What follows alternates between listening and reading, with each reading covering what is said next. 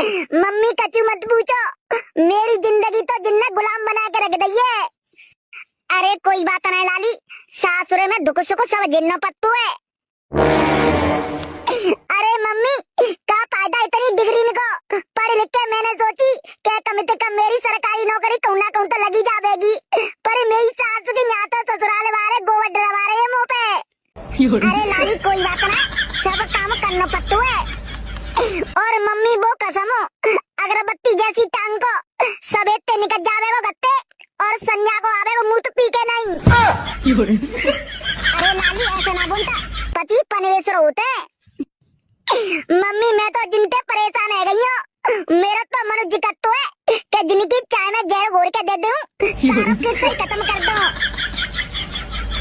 अरे नकटी दे दे चाय में जहर घोर के, नहीं फिर सोच क्या को रही है।